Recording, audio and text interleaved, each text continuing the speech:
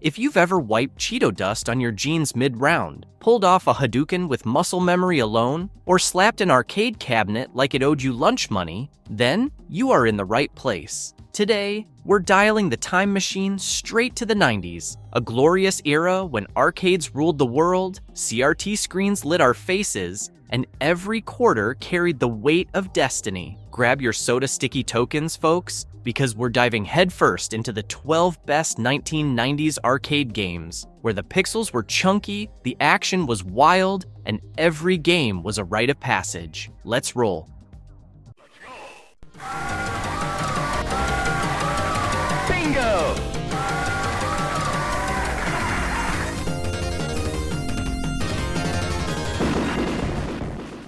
Smash TV, 1990. Whoever thought that surviving a murder-a-minute TV show was the ultimate way to win a toaster clearly grew up in the golden age of arcades and loved every second of it. With a camera fixed on every pixelated bloodbath, this over-the-top spectacle dropped players into a futuristic game show where your prize for surviving wasn't just bragging rights, but literal piles of cash, VCRs, and apparently an endless supply of buxom babes. Sound familiar? That's because it gleefully channeled The Running Man and RoboCop's televised dystopia and turned it into a quarter-munching twin-stick shooter fiesta. Dual joysticks meant one thumb shot, the other dodged, and your brain just tried to keep up. Waves of enemies poured in from every edge like confetti from hell, and your only goal was to blast them all into chunky pixel dust while the snarky announcer yelled, "Total carnage! I love it!" Same, bro. Same.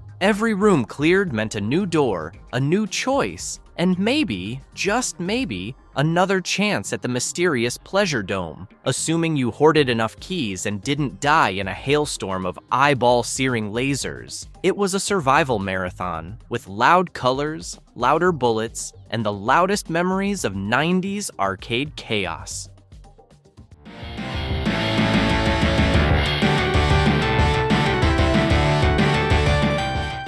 Street Fighter II, 1991. There was a time when playground arguments weren't about sports teams or who had the cooler toy. It was about who could pull off a dragon punch under pressure. This revolutionary brawl fest rewrote the arcade rulebook and made Hadouken part of every 90s kid's vocabulary. Gone were the days of nameless grunts and recycled animations. Now you had a globe-trotting gang of warriors, from a stoic Japanese martial artist to a sonic boom-loving military man, all throwing fists, fireballs, and spinning kicks like it was international diplomacy through violence. Gameplay? Tight, addictive, and man, that 6-button layout turned our hands into claw machines. Whether you were soloing through the pixelated passport of stages or throwing down with your buddy in a salty match that ruined friendships, this game made it all sing with elegance and pure chaos. Every hit felt earned, every victory was dance-worthy, and those bonus car-smashing stages? Still oddly satisfying. If you ever tried pulling off Zangief's spinning piledriver in front of an audience and nailed it, you were basically the king of the arcade for the day.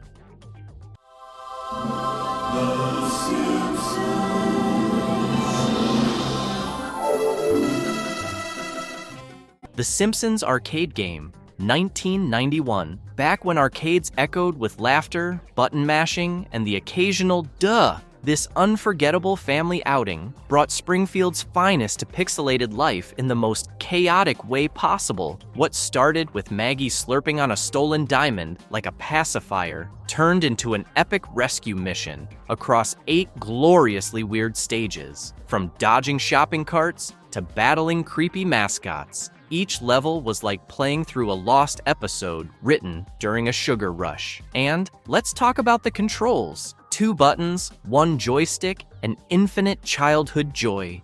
Homer punched like a dad late for dinner, Marge swung her vacuum with suburban rage, Bart skateboard smashed with reckless cool, and Lisa, bless her, jump roped her way through hired goons like it was gym class revenge day. The team-up attacks? Pure gold. Homer and Marge rolling like a human tumbleweed? That's the kind of co-op magic that made strangers high-five at arcades. Whether you played solo or squeezed 4 friends onto that glorious cabinet, this was a beat-em-up with personality and punchlines. If you've ever yelled cowabunga at a vending machine or swung a mailbox pretending it was a weapon, this game lives rent-free in your head. And honestly, it deserves the spare room too.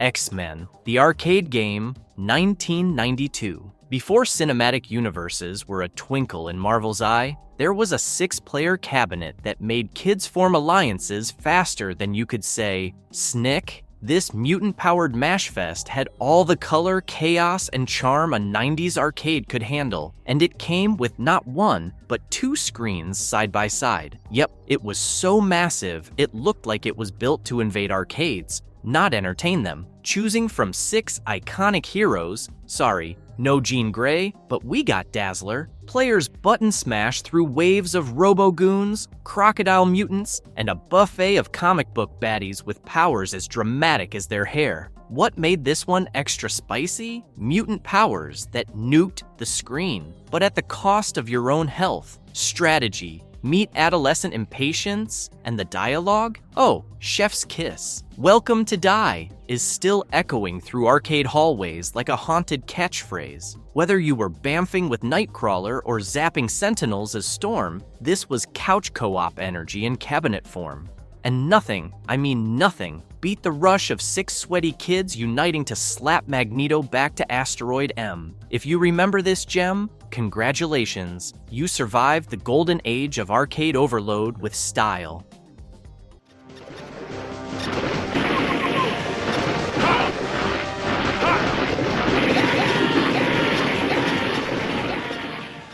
The Punisher, 1993. If you ever thought John Wick was too emotionally well-adjusted, this one gave you a front row seat to the unhinged, bullet-fueled therapy sessions of a man who treats mobsters like reusable napkins. Forget justice. This was about punishment, and Frank Castle dished it out like Gordon Ramsay with an M4. The game throws you headfirst into a gloriously unfiltered murder parade, where every mission starts with a growl and ends with someone being shoved into a wood chipper. You've got dual-wielding mayhem, slaughter mode, where Frank turns into a knife tornado, and interrogations so twisted even Batman would say, "Dude, chill." You were redecorating entire crime scenes with them. Throwing dudes into piranha tanks? Check. Deep frying henchmen in the back of a diner? Double check. And all of it narrated by a voice so gruff, it sounded like Thomas Jane gargled gravel between takes. Add in cameos from Bushwhacker Bullseye,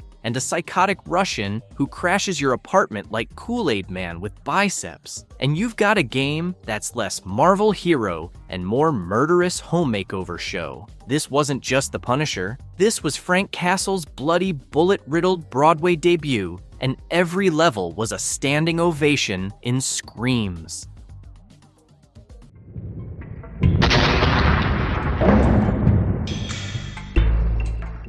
Mortal Kombat 2, 1993. Back in the 90s, if you weren't shouting "finish him" across a sticky arcade carpet, were you even alive? This uppercut-heavy fever dream didn't just crank the dial on gore. It ripped the dial off and threw it into a pit full of spikes. Faster, meaner, and 10 times bloodier than its older sibling. This legendary sequel dropped us into the acid-dripping hellscape of Outworld, where fatalities were more than just finishers. They were declarations of pixelated dominance. New faces joined the violence parade. Twin assassins with confusing identities, a hat-wielding monk with decapitation skills, and a resurrected Sub-Zero with serious sibling baggage. Every punch packed more crunch, every roundhouse sent opponents flying like they owed you rent, and the added fatalities? Pure, dark comedy gold. You could now embarrass foes with a friendship dance, or literally baby them into oblivion with a babality, because nothing says, "you suck," like a diaper and tears. The stages weren't just background art either. They became death traps with acid baths and spiky ceilings that made your win even more humiliating. Whether you were mashing buttons in blind panic or memorizing fatality inputs like a sacred scroll, this was the tournament that turned shy teens into trash-talking arcade royalty. It was brutal, beautiful, and brilliantly deranged. Here's the tip!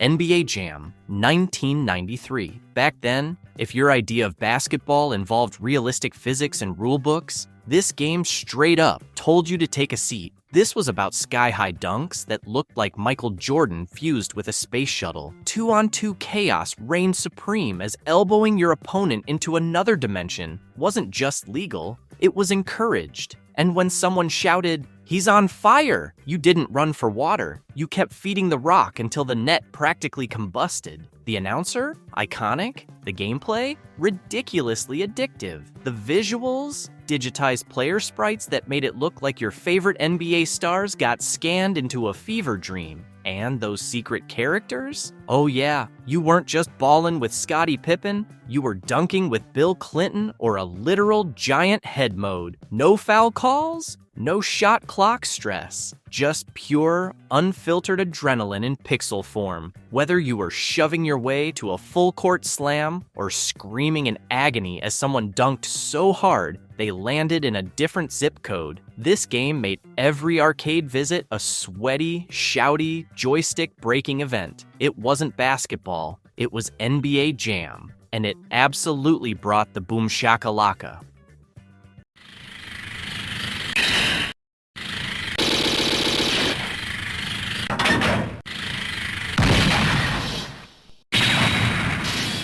Metal Slug. Metal Slug, 1996. If you ever wanted to blow up an entire army while chuckling like a maniac, this run-and-gun masterpiece had your number, and it probably exploded right after. This game was an insane shoot fest. It was Saturday morning cartoons, a war movie, and Looney Tunes all jammed into one gloriously animated pixel riot. You played as a soldier who took on an entire army with nothing but a tiny pistol, a knife that defied physics, and a tank named after a filing cabinet. Enemies? Oh, they were comedy gold. 1 minute they're sunbathing, the next they're screaming as you demolish their barbecue with a rocket launcher. From lush jungles to snow-covered bases and exploding bridges, every level looked like it was hand-drawn by a caffeinated Miyazaki who loved carnage. The iconic Metal Slug tank, it was like driving a rhino strapped with cannons. You could hop in, mow down half a screen of troops, and then leap out just in time to toss a grenade into a helicopter. And freeing POWs mid-mission? That earned you weapons and the kind of mustache envy that haunts dreams. Fast, funny, brutally hard, and absurdly stylish. This game was a side-scrolling fever dream with an itchy trigger finger.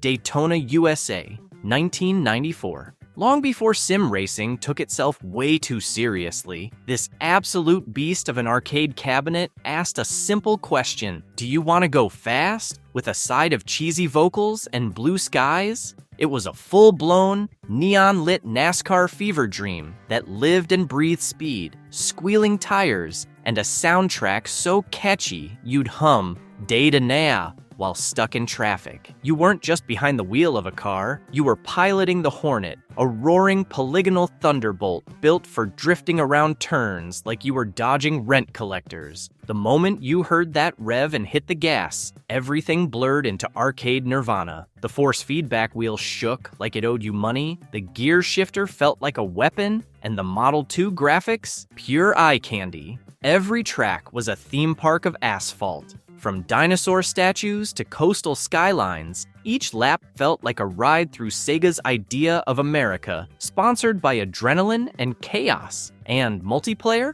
Oh boy, linking 8 cabinets together meant full-blown warfare in motion. If you grew up trying to beat the clock with 39 rubber-banding AI maniacs in your rear view and a time extension just seconds away, then you know this game was legendary.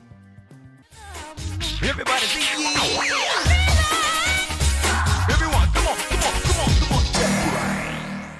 Dance Dance Revolution, 1999. Long before fitness apps begged you to move, this neon dance floor dared you to sweat in public. If you ever found yourself stomping arrows in sync with Eurobeat bangers while strangers gawked in awe or horror, then you lived through the rhythm revolution that shook arcade tiles to their core. The concept? Simple. The execution? A full-body cardio gauntlet dressed up in glow sticks and heart-pounding J-pop. 4 arrows on the screen, arrows flying to the beat, and your only job? Don't mess up, or the dance gauge will slap your dreams into a failed screen faster than your lungs can catch up. From marvelous to miss, every step judged your foot-eye coordination like Simon Cowell with a stopwatch. Freeze arrows kept you rooted like a tree on caffeine. Shock arrows? Dodge those or lose your rhythm and your dignity. And if you dared to try double mode, congrats! You basically auditioned for a one-man Broadway show. But here's the magic.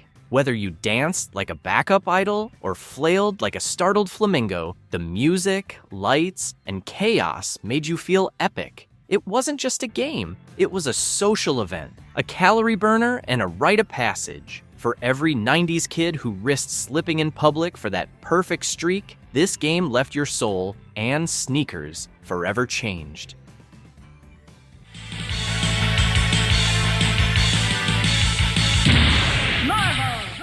Marvel vs. Capcom, Clash of Superheroes, 1998. What do you get when you slam a blue bomber, a ninja with a scarf, a demon lady, and an adamantium-clawed rage machine into one screen? A tag team brawl so chaotic, so utterly bananas, it felt like a Saturday morning cartoon got body slammed by a fireworks factory. This crossover extravaganza broke all the rules. Pick 2 fighters, mash buttons like your life depended on it, and occasionally summon a random backup buddy like Cyclops or Arthur to shout something heroic before punching someone in the spleen. Gone were the rigid rules of one-on-one fighting. This was a carnival of pixelated pandemonium. Health bars melted faster than your brain could process what was happening. Tag in your partner midair, juggle your opponent with 3 hyper combos in a row, and unleash a variable cross to turn the screen into a blender of color, sound, and comic book onomatopoeia. The boss? Onslaught. Giant, cheap, and terrifying enough to make your thumbs sweat. And let's not forget Roll showing up like she wandered in from a side-scroller and still managed to throw hands. It wasn't balanced. It wasn't fair. But oh man, it was glorious.